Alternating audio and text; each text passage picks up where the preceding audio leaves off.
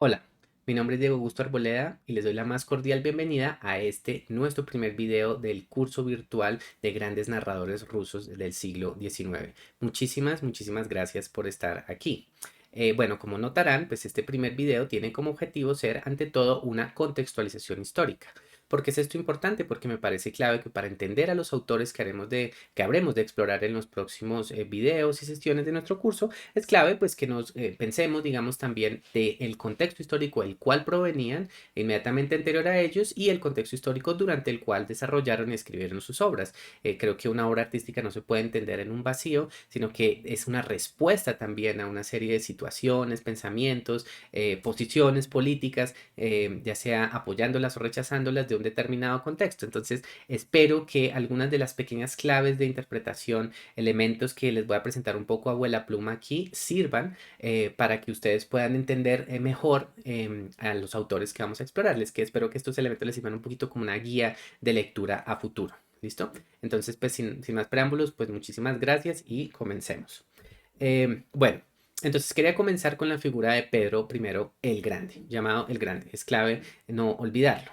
Pedro, si bien es una persona que había muerto pues muchísimo antes que nuestro primer autor naciera, Pushkin, es una figura capital porque sobre todo él fue el que impuso el pensamiento de la ilustración, ¿sí? Empezó a desarrollar la ilustración dentro del territorio ruso. Pero bueno, ya llegaremos a eso.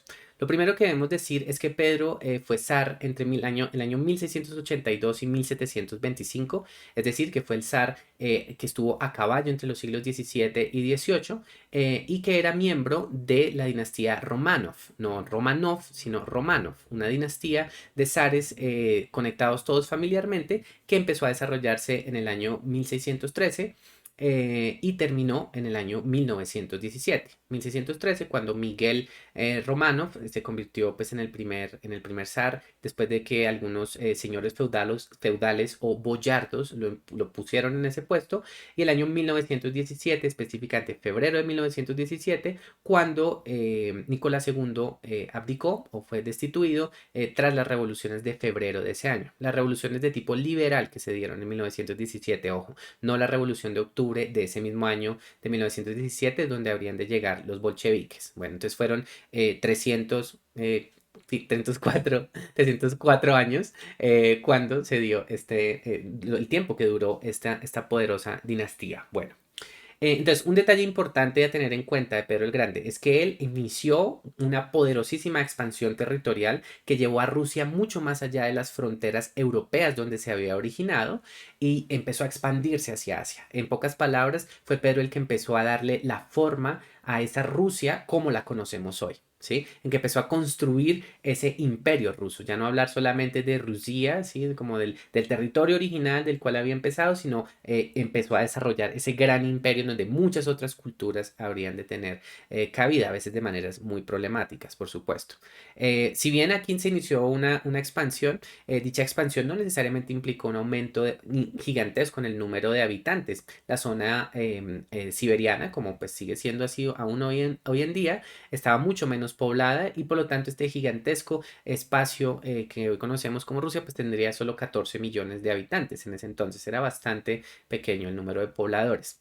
Pero ese es un detalle importante en pensar que esa expansión territorial fue algo clave para él.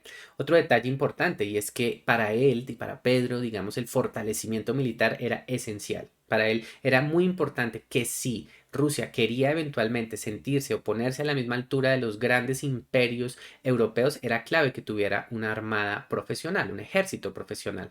Y fue por ello que él inició, digamos, el proceso de profesionalización de muchísimos miembros del ejército, un ejército que respondían exclusivamente a él y que llegó a ser muy poderosa, como veremos más adelante. Dicha armada le permitió, dicho ejército le permitió confrontarse con dos frentes importantes. Uno en el sur del país contra el Imperio Otomano, imperio contra el cual Rusia siempre luchó por el control de las rutas marítimas del Mediterráneo, ¿no? En el Mar Negro, cosa que pues hay que señalarlo, sigue siendo una situación importante para Rusia hoy en día. Y por el otro lado, en Suecia, hacia el norte, contra quienes Pedro tenía también un conflicto, porque para él era muy importante tener una ruta de acceso terrestre para acceder a las rutas marítimas de comercio en el mar Báltico. En este momento Rusia no lo tenía. Entonces él se metió en lo que se llamó como la Gran Guerra del Norte, en donde apoyando a una confederación polaco-lituana, se confrontó a Suecia y después de hartos años de lucha, eventualmente logró un acuerdo con Suecia en 1721, en donde adquirió un fragmento de tierra en donde ya pudo entrar directamente al Báltico y en donde además hay que señalar, construyó o inició la construcción de San Petersburgo, ¿sí? San Petersburgo por San Pedro, ¿no? Y por Pedro, por el mismo. En donde esta ciudad que habría de convertirse en la nueva capital del imperio. Obviamente ya había una antigua capital, que era Moscú, Moscú que pues tenía una historia muy larga, una historia que había empezado como un feudo muchísimos años antes y que había sido heredera de una tradición religiosa y cultural que provenía de otros Rus, de otros feudos, como el de Kiev o el de Novgorod, pero bueno, eso es otra, es una historia extensa quizá para una futura ocasión. En todo caso, digamos, ¿por qué para él era importante dar este salto? Porque para él la construcción de una nueva capital era el símbolo de esa nueva Rusia a la europea que él quería construir. Para él Moscú era una ciudad más bien atrasada, una ciudad que estaba demasiado marcada por discursos de tipo asiático que él encontraba pues no suficientemente civilizados, por así decirlo.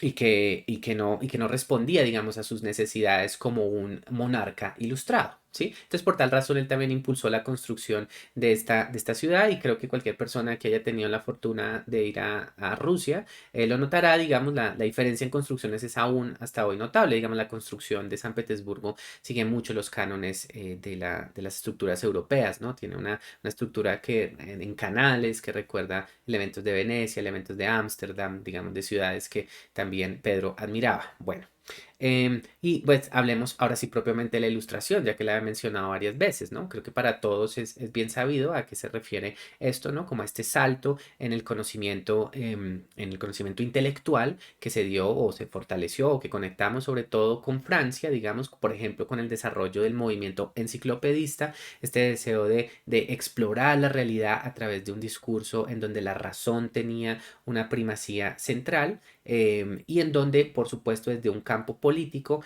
el monarca, si bien seguía siendo el centro de todo, el centro del universo, el representante de Dios en la tierra, tenía que seguir una serie de consejos racionales o apoyarse en una serie de ministros o cortesanos importantes que le permitieran regentar con mayor fuerza. ¿Sí? Entonces, esta ilustración, este esquema que acabo de presentar es uno que Pedro impuso plenamente en su territorio.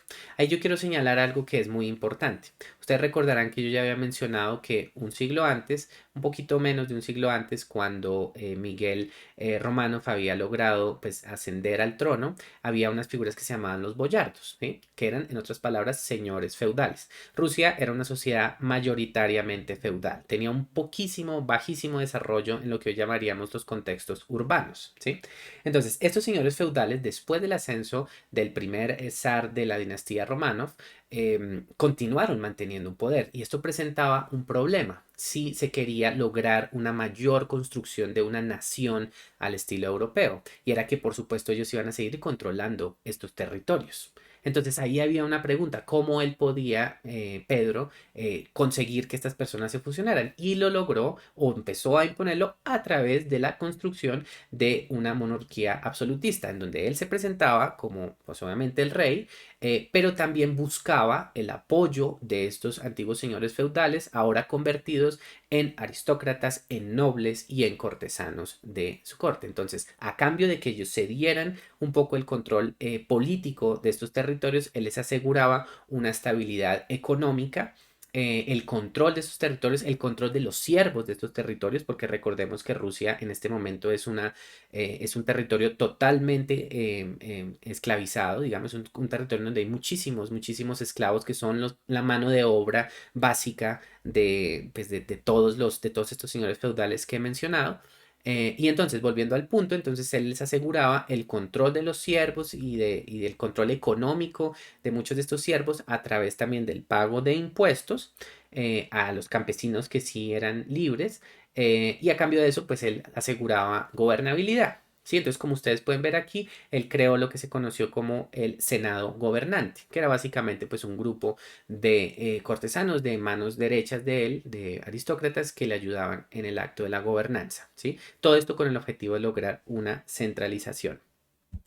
Aquí hay otro elemento que quiero señalar que también es clave, que es la tabla de rangos. Tal vez alguno de ustedes la haya conocido, si no es así, pues aquí se las presento. Los invito a que en algún momento, si lo desean, hagan pausa en este video y exploren con más detalle pues todos los rangos que aquí presento y se las explico. ¿Qué es la tabla de rangos? Es básicamente la construcción de un sistema burocrático y de nobleza en el espacio urbano. Era una forma de entregarles también un título, un nuevo título a estos boyardos, a estos señores feudales dentro de este nuevo marco de monarquía ilustrada que estaba tratando de estructurar Pedro el Grande, ¿sí? Entonces, como ustedes pueden ver, esta es una tabla que se divide en tres secciones, una para el servicio civil, otra para el ejército, otra para la marina. La que a nosotros más nos va a interesar es la sección dedicada al servicio civil, porque hay que señalarlo de una vez, para muchos autores del siglo XIX, la figura del servidor civil, del burócrata, va a ser central, ¿sí? Tanto para verla de una manera paródica, como para ridiculizarla, como para celebrarla, como para verla de una manera trágica, en fin, para verla desde distintos ángulos, la figura del burócrata, del servidor civil es clave, clave, clave, clave, y es el universo en donde se van a mover muchísimos y del cual van a provenir muchos de los personajes que exploraremos. Entonces, tengámosla muy presente. Esta tabla, como ustedes notarán, pues no es totalmente equivalente. Ustedes verán que en la Marina, pues no hay equivalencias exactas, no hay tantos rangos. Es una tabla que está dividida en 14 secciones, ¿sí? 14 secciones, en donde, y que este también era un gran atractivo, aquellos que empezaran más abajo tenían la oportunidad de ascender. Y al ascender tenían la posibilidad de adquirir un título de nobleza, ¿sí?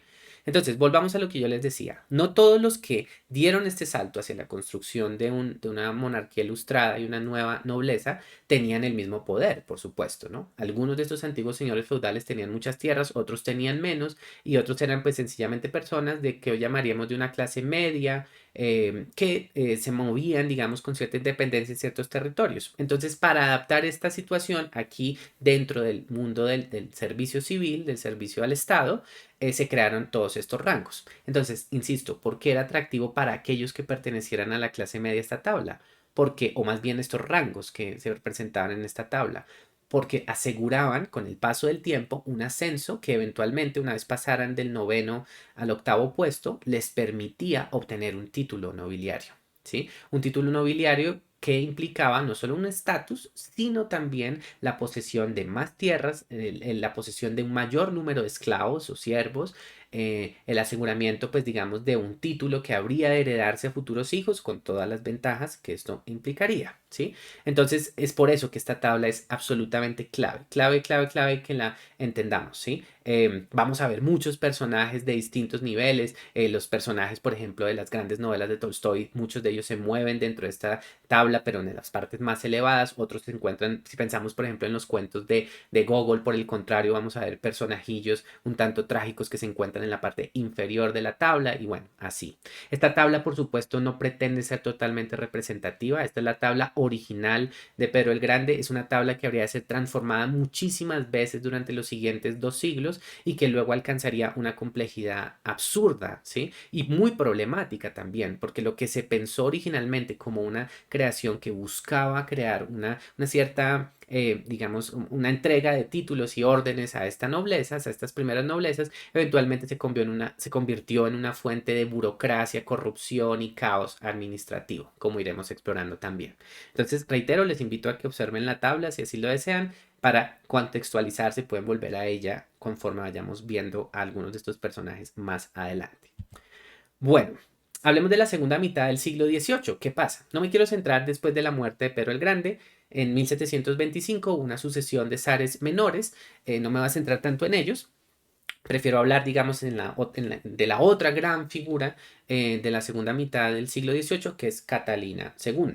¿Sí? Catalina II era una princesa alemana, ojo, una princesa alemana, que originalmente llegó a Rusia como la esposa de Pedro III, ¿sí? El legítimo sucesor al trono.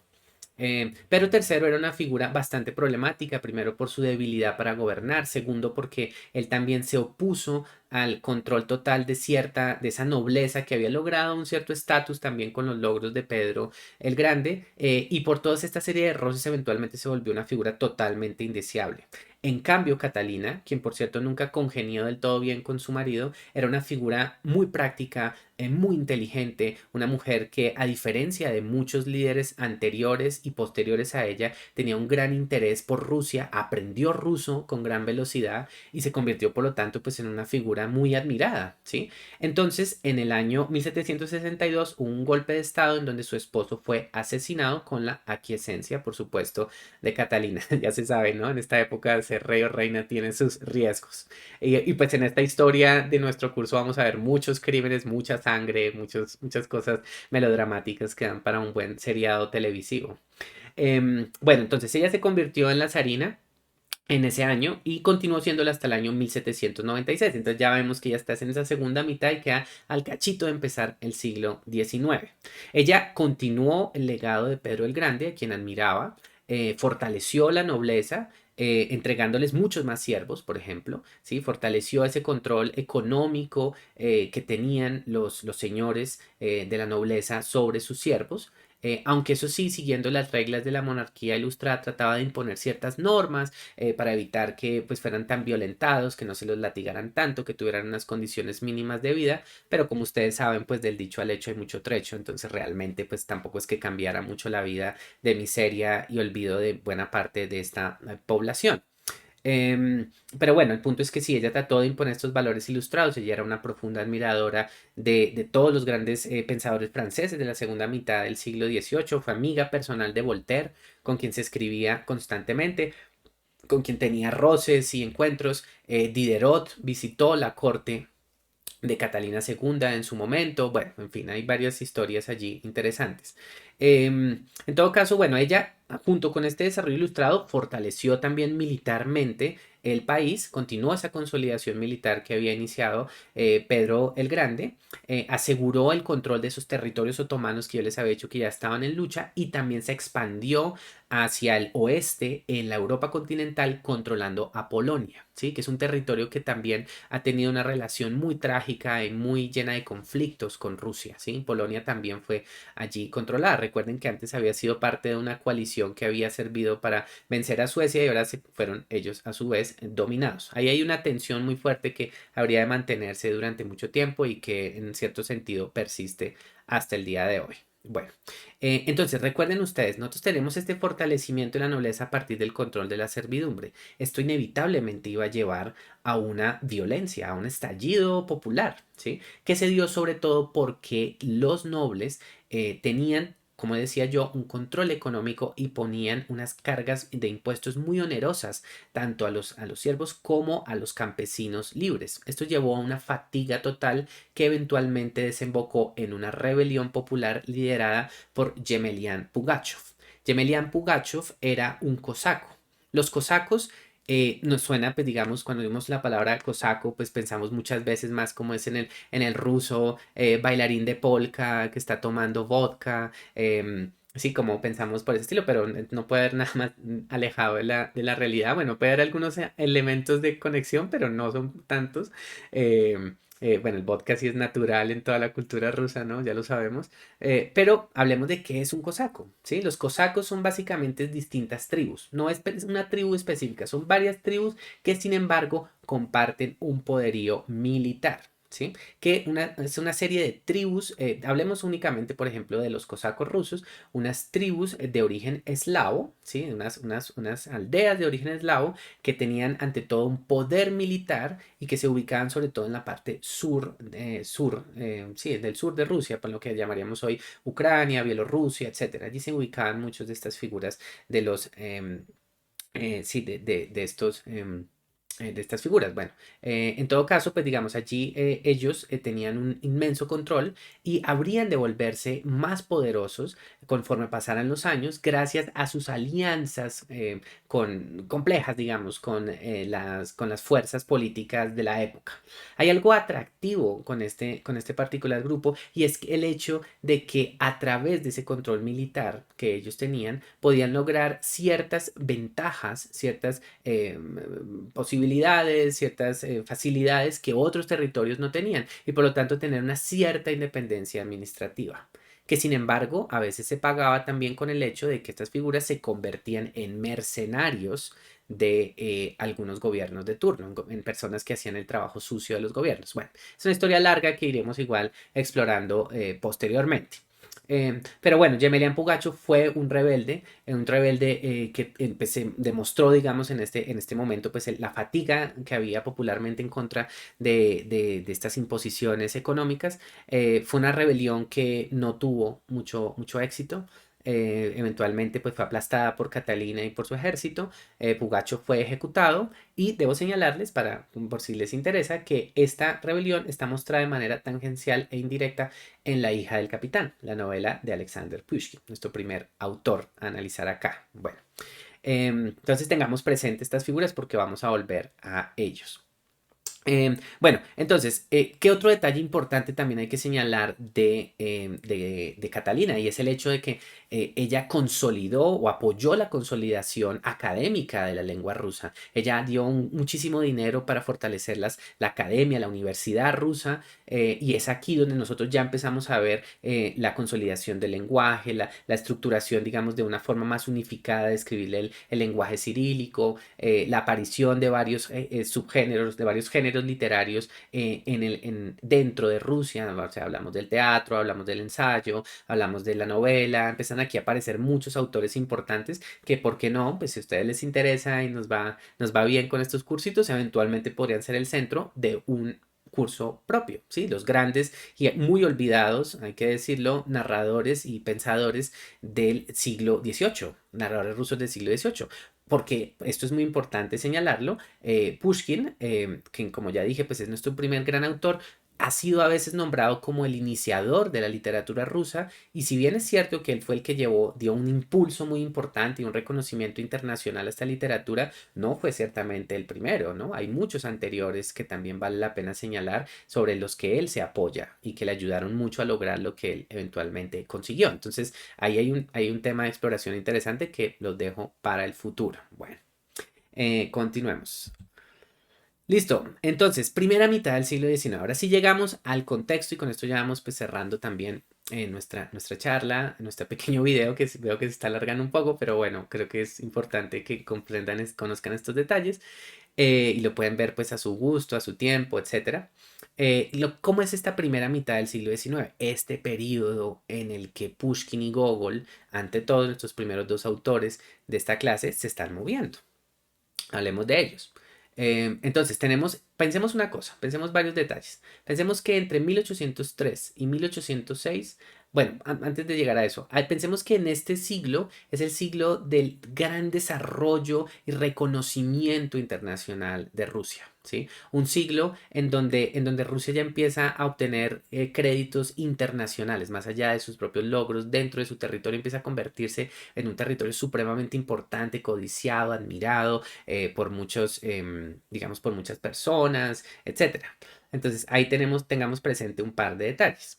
Primero, partamos de un detalle, entre 1803 y 1806 se dio la primera vuelta marítima de dos buques rusos al mundo. ¿Con qué objetivo? Uno, con el objetivo de mostrar el poderío de la Fuerza Naval rusa y dos, la de establecer vínculos diplomáticos con distintos territorios, sobre todo en lo que pues para los rusos era el lejano este, ¿no? Como el este, es decir, China, Japón, y otros territorios, pero sin embargo, pues también llegó hasta Hawái, bueno, estuvo en varias partes, eso fue un importante logro de las fuerzas navales rusas. Otro detalle muy importante es que en 1820 pues, se dio el descubrimiento de la Antártica con el apoyo también del gobierno ruso, ¿sí? La exploración de los polos, como creo que ustedes saben, pues fue uno de esos grandes temas de fascinación para los aventureros de principios y mediados del siglo XIX, ¿no? Y habría de ser también un tema de fascinación muy grande para muchos escritores, ¿no? En donde los polos, que eran el último reino inexplorado a plenitud, bueno, tal vez quizás con la similitud del centro del África, por ejemplo, o en nuestro caso, pues también el centro del Amazonas, ¿no? Entonces estos territorios todavía no explorados se convertían en un sitio lleno de fascinación en donde los autores europeos podían soltar las riendas de su imaginación, entregarse pues a una construcción de discursos imaginarios orientalistas, soñados, a veces abiertamente racistas, sexistas, etcétera, ¿no? Eso ya lo conocemos y lo podemos ver pues en varios autores de este periodo. Como por ejemplo en Poe, por ejemplo, pensemos en Poe allí. Pero bueno, entonces en este caso lo importante es darse cuenta que, pues, que Rusia estaba a la vanguardia también de estas cosas, ¿no? Entonces estamos hablando de un desarrollo allí importante. Sumado a esto, hablemos de un nuevo zar, Alejandro I, quien fue el zar entre 1821 y 1825. Un zar que llegó al poder también asesinando al zar previo. Vamos viendo que, bueno, llegó al poder a través, aceptando el asesinato del zar inmediatamente anterior. Creo que nos damos cuenta que hay una continuidad en los crímenes aquí. Es un zar que llegó al poder con una promesa de reforma liberal, ¿sí? Una persona que se dio cuenta desde el principio de su gobierno que una estructuración centrada o económica centrada en los siervos no podía ser tan eficiente y podía conducir eventualmente a una crisis, cosa que eventualmente sucedió. Entonces, cuando empezó su reinado, él se presentó como un zar reformista, liberal, pero como habrían de probar los acontecimientos, él se quedó en palabras y no en acciones. Primero, porque llegó una figura histórica muy importante. Creo que ustedes adivinarán quién es: Napoleón. ¿Sí? Napoleón, con sus ánimos de expansión territorial, entró en directa confrontación con Rusia. Rusia, pues al ser una de esas grandes autocracias de Europa, pues inmediatamente se iba a oponer a Napoleón. Cosa curiosa, ¿no? Teniendo en cuenta nosotros que Francia pues había sido y seguiría siendo de gran influencia para Rusia, después de la Revolución Francesa y después del ascenso de Napoleón, pues Francia se convirtió también en un enemigo para el desarrollo, el mantenimiento de muchas monarquías, ¿no? Entonces Napoleón llegó a convertirse en una figura muy amenazante en todos los sentidos. Y como creo que pues varios de ustedes o varios de ustedes también pues conocen, pues Napoleón originalmente pues hubo una confrontación, hubo una alianza que hizo Rusia con Austria para enfrentarse a Napoleón y dicha alianza fue derrotada estrepitosamente en Austerlitz en 1805. ¿Sí? Dicha derrota fue tan gigantesca para Rusia, bueno, también para Austria, pero en nuestro caso nos interesa Rusia, que llevó a que Rusia creara una alianza, que Alejandro I creara una alianza con Napoleón. Esta alianza no habría de durar mucho tiempo, eventualmente habrían de restituirse las confrontaciones y, como también conocemos en la historia, en el año 1812 se voltearía la historia y ahora Napoleón sería quien sería derrotado estruendosamente en Moscú, ¿no? En la campaña moscovita del año 1812. Una campaña que tuvo dos grandes enemigos para Napoleón. Una fue el general Kutuzov, ¿no? Una figura muy interesante, que por cierto es un personaje muy importante de Guerra y Paz de León Tolstoy. Y otra, pues el general Invierno, ¿no? Que habría de derrotar eventualmente a Hitler también años después, ¿no? Una campaña desastrosa en donde pues Napoleón fue entrando cada vez más hacia Moscú, logró llegar a Moscú, pero los rusos aplicaron la técnica de tierra quemada, destruían todo lo que iban dejando atrás mientras se iban retirando, lo que impidió que los franceses pudieran encontrar aprovisionamientos, alimentos y demás, y cuando cayó el invierno, pues fue absolutamente nefasto para un ejército que no estaba preparado para estas temperaturas. Entonces ya se imaginarán, bueno, fue el principio del fin para Napoleón, ¿no? Que ya habría pues, de confirmarse en 1815, ¿no? En Waterloo. Bueno, entonces imaginémonos eso, ¿no? Entonces tenemos eso, tenemos un zar que había pasado de ser derrotado a ser el vencedor de Napoleón, ¿sí? El que había logrado derrotar a Napoleón y por lo tanto Rusia se convirtió, entró directamente y se convirtió pues en una de los poderes más grandes de Europa, ¿no? Fue reconocido por su fuerza y el zar Alejandro I en particular fue para las monarquías europeas, por supuesto, visto como el salvador, ¿sí? Entonces ya ustedes notarán que eso ya llevó o la conciencia, digamos, de que muchas de las revueltas de Napoleón estaban influenciadas también por las transformaciones de la Revolución Francesa, condujo a que Alejandro I, perdón, tomase un papel mucho más conservador en la segunda y última mitad de su gobierno, ¿no? Después de la retirada de Napoleón, su derrota y tal, se convirtió pues en una figura mucho más tradicionalista, mucho más religiosa, ¿sí? Una figura que murió relativamente joven en 1825. Hay rumores, mitos que aún se perpetúan en Rusia que dicen que él en realidad no murió, sino que se retiró a una vida de meditación y se disfrazó de un monje ortodoxo, de un ermitaño. Los historiadores rusos se han encargado de probar que no es cierta esta historia, pero es una leyenda que sigue manteniendo un peso muy importante.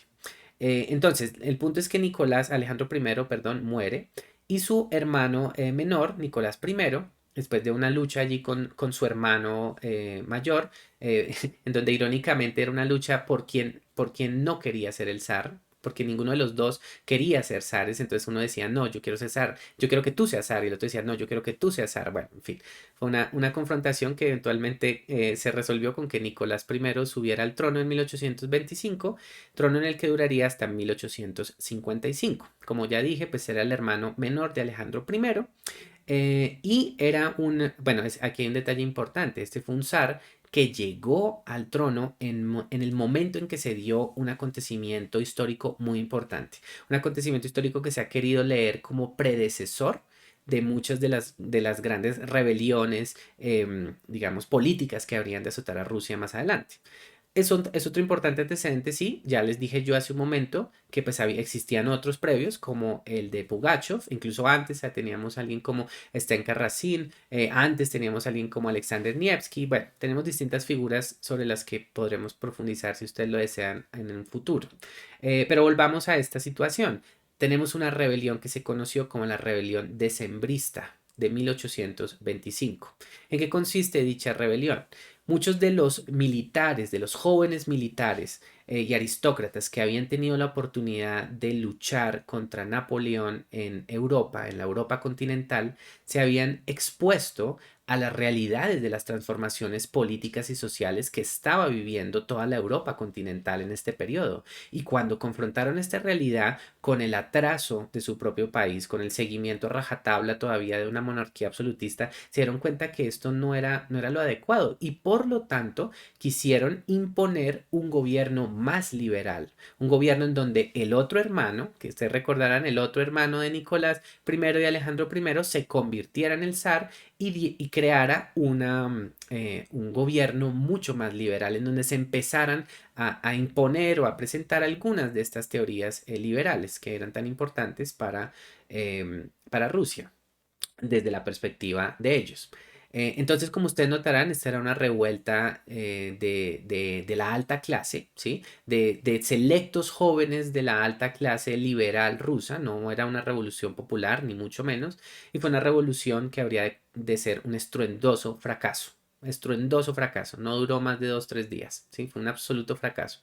Eh, Concluyó con que pues, se descubrió el intento de rebelión, los jóvenes no estaban bien armados, no estaban bien preparados y eventualmente pues fueron aplastados por Nicolás I y fueron enviados todos al exilio en Siberia. Y solo hasta el final de su reinado y hasta el reinado de su sucesor, de su hijo, algunos de ellos habrían de regresar del exilio. ¿Sí? Pero entonces ahí tenemos una historia importante, historia que, otro pequeño tip cultural, fue la inspiración original también de Guerra y Paz. León Tolstoy quería escribir sobre la rebelión decembrista de 1825, pero para tener un bagaje histórico empezó a explorar las luchas napoleónicas de 1812 y luego terminó escribiendo sobre 1812, 1805, 1812 y no sobre las revueltas decembristas. Pero bueno, entonces ahí hay una historia interesante. Entonces, ¿qué pasa? caen estos jóvenes, son enviados al exilio, se inicia propiamente el reinado de Nicolás I, un reinado que se estructuró alrededor de un concepto que él llamó nacionalidad oficial. Este concepto tenía, sí, este concepto tenía tres elementos importantes. Uno, la preservación absoluta de una autocracia tal como ya la hemos discutido, en donde el zar era el rey absoluto. Lo segundo, el apoyo en la ortodoxia religiosa, en la cultura, en la religión cristiana ortodoxa como base y pilar central de todo pensamiento. Entonces, con lo que esto ya implica, ¿no? Un conservadurismo moral notable. Y tercero, un discurso nacionalista, muy nacionalista, en donde se celebrara y se defendiera a Rusia y se la considerara no solo la sucesora legítima de Bizancio, del pensamiento cristiano ortodoxo y bueno, por qué no decirlo también del pensamiento cristiano en general, sino también como la salvadora de Europa, la madre, la gran poderosa. Es aquí donde empieza también a constituirse mucho esa imagen de la gran madre patria rusa, etcétera, ¿no? Que habría pues de tener tanto impacto en periodos subsiguientes. Entonces, todo esto ya empieza a crear una serie de dinámicas que habremos de explorar en futuros videos, pero que creo que ya nos reflejan, pues digamos, la situación política en la que crecieron y nacieron estos autores. Hay otros detalles a tener en cuenta en este gobierno de Nicolás I. Uno es que la economía poco a poco se fue haciendo más y más lenta, se fue debilitando por el sencillo hecho de que mientras Europa estaba dando ese gigantesco salto hacia la revolución industrial, en Rusia pues todavía continuamos en una sociedad mayoritariamente feudal, una sociedad muy rural, muy atrasada, una sociedad que dependía todavía no de una mano obrera, sino de una mano esclava. Y por lo tanto, pues ya se imaginarán, ¿no? Retraso total en la economía.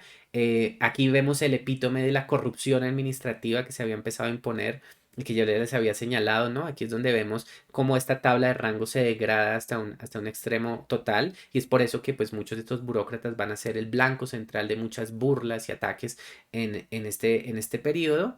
Y por último, hay un último detalle a señalar que es la Guerra de Crimea. La Guerra de Crimea de 1853 a 1856, que como ven, empezó Nicolás II, pero él no habría de ver el final. Eso lo vería su hijo.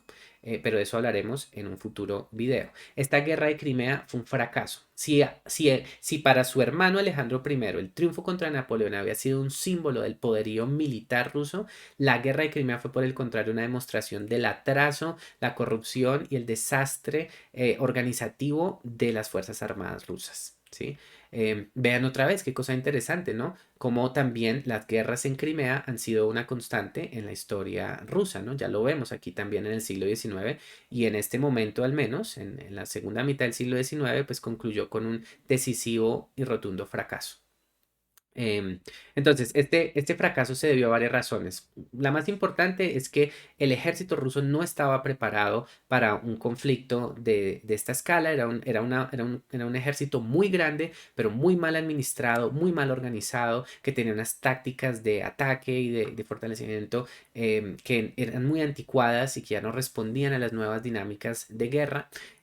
También hay que señalar que en este momento pues, los rusos se vieron opuestos a los franceses, a los ingleses, quienes temían que si ellos triunfaban en esta guerra y lograban ocupar los territorios de un imperio otomano que en este momento ya estaba en decadencia, podría volverse excesivamente poderoso y por lo tanto pues una afrenta a sus propios intereses imperiales y por lo tanto apoyaron pues también al bando opositor, lo que llevó a esta derrota. Entonces, bueno, esta guerra de Crimea habría de ser muy importante, habría de ser un punto de ruptura clave que creo yo habremos de tener muy presente para futuras circunstancias de nuestro curso. Muy bien, pero entonces dejémoslo hasta allí. Entonces, con esta última reflexión, insisto, creo que se expandió un poco el video, pero bueno, pues termino este primer video de contextualización que ustedes pueden ver pues con tranquilidad en distintos momentos. Creo que con ello ustedes ya pueden tener una idea meridiana un poco de cuál es la situación pues de la Rusia de este periodo y pensar también cómo muchos de estos elementos influencian profundamente la obra de los autores a explorar. Espero que lo hayan encontrado informativo. Cualquier duda o pregunta, pues no duden en hacerla en los comentarios. Yo estaré muy atento para responderles. Muchas gracias. De nuevo, soy Diego Arboleda y los saludo aquí desde el Rincón Ruso. Muchas gracias.